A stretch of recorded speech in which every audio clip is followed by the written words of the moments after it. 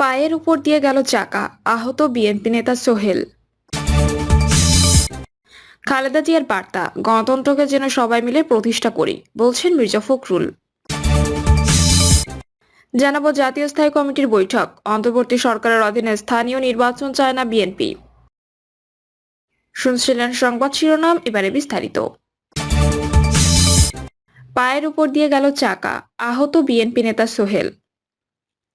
আহত হয়েছেন বিএনপি যুগ্ম মহাসচিব হাবিবুন নবী খান সোহেল। রাতে বিএনপি চেয়ারপারসন বিমানবন্দর যাওয়ার সময় গাড়ির পেছনে চাকার তলে পড়ে যায় তার পা।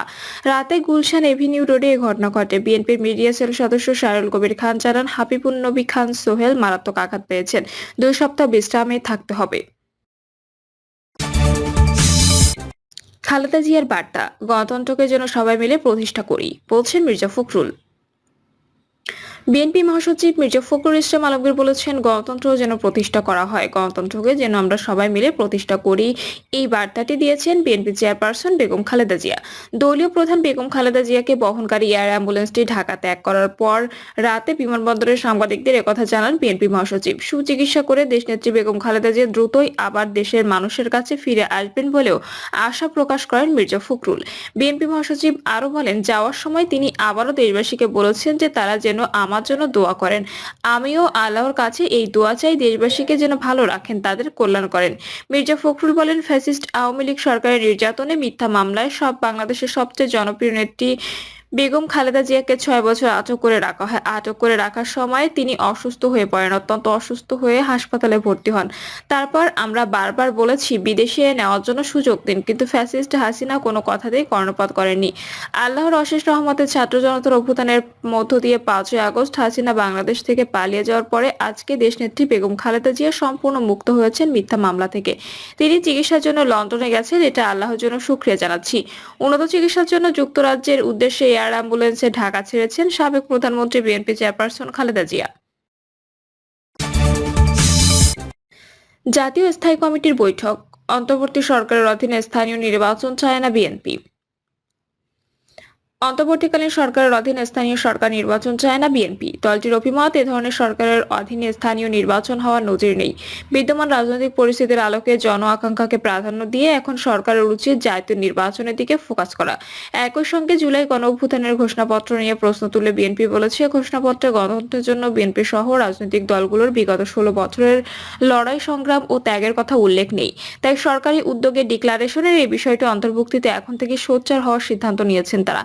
এছাড়া ভোটারের ন্যূনতম বয়সসীমা 18 বছরের বিষয়টি মীমাংসিত উল্লেখ করে নেতাদের মতো এটা নিয়ে বিতর্কের কোনো সুযোগ নেই, তবে এমনটা করলে তাতে জটিলতা বাড়বে, নির্বাচন অনুষ্ঠানে কালক্ষেপণ হবে। সুতরাং ভোটার হওয়ার বয়স 18 বছরেই থাকা উচিত। রাজধানীর গুলশানে চেয়ারপারসনের রাজনৈতিক কার্যালয়ে অনুষ্ঠিত বিএনপি স্থায়ী কমিটির বৈঠকে দলটির নেতারা এমন অভিমত দেন। রাত 9:45 দিকে 11:30 পর্যন্ত 2 ঘণ্টা ব্যাপী বৈঠক হয়। লন্ডন থেকে বৈঠকে ভার্চুয়ালি সংযুক্ত হন, সভাপতিত্ব করেন দলের ভারপ্রাপ্ত চেয়ারম্যান তারেক রহমান। জানতে চাইলে বিএনপির জাতীয় স্থায়ী কমিটির সদস্য কয়শোর চন্দ্র রায় বলেন, অন্তর্বর্তীকালীন সরকারের মূল কাজ হচ্ছে নির্বাচনকালীন সংস্কার ও জাতীয় নির্বাচনকে গুরুত্ব দেওয়া। যদি তা না করে জাতীয় নির্বাচনের আগে স্থানীয় সরকার নির্বাচন নিয়ে ভাবে, তাহলে সরকারের কার্যক্রম নিয়ে প্রশ্ন দেখা দেবে। কেউ কেউ প্রশ্ন তুলতে পারে, এই সরকার জাতীয় নির্বাচনকে বিলম্বিত করে ক্ষমতা আঁকড়ে থাকতে যাচ্ছে। অবশ্য আমরা মনে করি এই সরকার তা করবে না। 6 জানুয়ারি রাজধানীর গণমাধ্যম কর্মীদের সঙ্গে মত বিনিময় করে স্থানীয় সরকার সংস্কার কমিশন, সেখানে কমিশনের প্রধান অধ্যাপক ডক্টর তোফায়েল আহমেদ বলেন, জাতীয় পর্যায়ে সংসদ নির্বাচন নিয়ে আলোচনা হলেও ঢাকার বাইরে মানুষের মতামত স্থানীয় সরকার নির্বাচন প্রাধান্য পাচ্ছে। রাজনৈতিক দলগুলোর স্থানীয় পর্যায়ের নেতাদের মধ্যে এ মতামত আছে। ঢাকার বাইরে মত বিনিময় করতে গিয়ে স্থানীয় সরকার সংস্কার কমিশন এ চিত্র পাচ্ছে। এর আগে নির্বাচন ব্যবস্থা সংস্কার কমিশনের একাধিক মত বিনিময়েও জাতীয় সংসদ নির্বাচনের আগে স্থানীয় সরকার নির্বাচন করার বিষয়ে পরামর্শ উঠে এসেছিল। তবে সরকারের পক্ষ থেকে এ বিষয়ে এখনো কোনো বক্তব্য দেওয়া হয়নি। এদিকে বিষয়টি নিয়ে বিএনপির স্থায়ী কমিটির বৈঠকে আলোচনা হয়। দলটির নেতারা অন্তর্বর্তী সরকারের অধীনে স্থানীয় সরকার নির্বাচন চান না বলে অভিমত দেন। তারা বলেন, এই ধরনের সরকারের অধীনে স্থানীয় নির্বাচন হওয়ার নজির নেই। সরকারের উচিত জন আকাঙ্ক্ষাকে প্রাধান্য দিয়ে জাতীয় নির্বাচনের দিকে ফোকাস করা।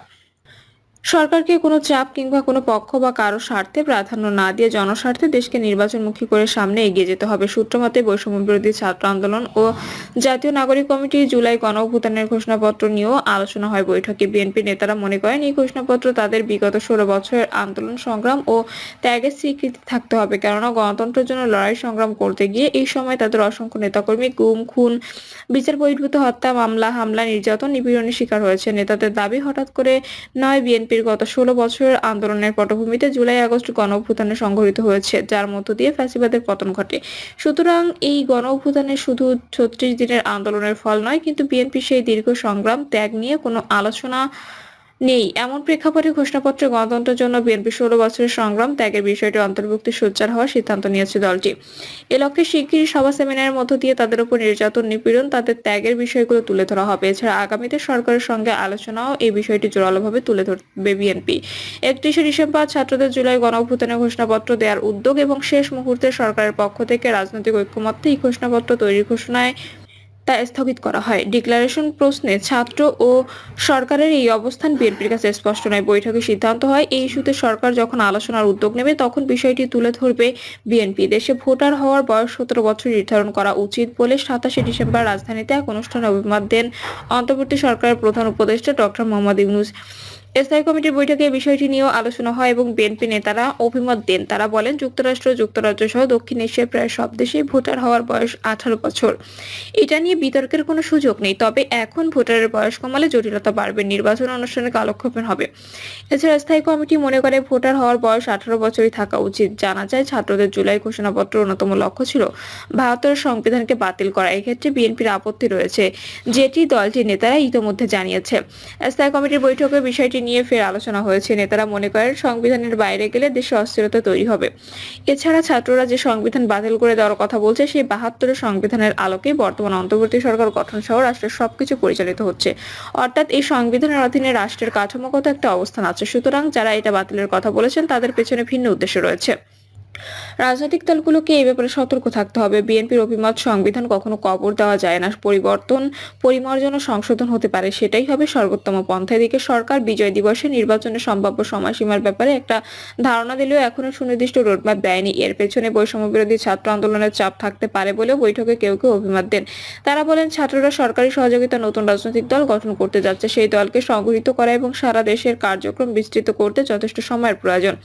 সেজন্য তারা দ্রুত নির্বাচন চায় না। তবে বিএনপি মনে করে বর্তমান রাজনৈতিক পরিস্থিতির আলোকে এবং জনগণের পালস বুঝে সরকারকে রোডম্যাপ দিয়ে লক্ষ্য স্থির করে সামনের দিকে এগিয়েনো দরকার।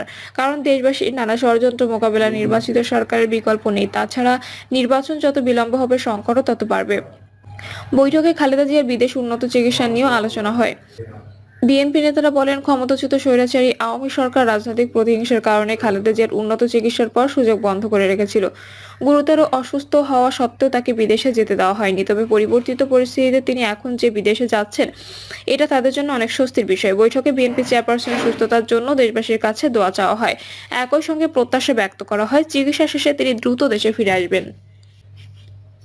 প্রিয় দর্শক, এই ছিল এখনকার সর্বশেষ সংবাদ। আপডেট সব সংবাদ পেতে চ্যানেলটি সাবস্ক্রাইব করে বেল আইকনটি ক্লিক করে রাখুন।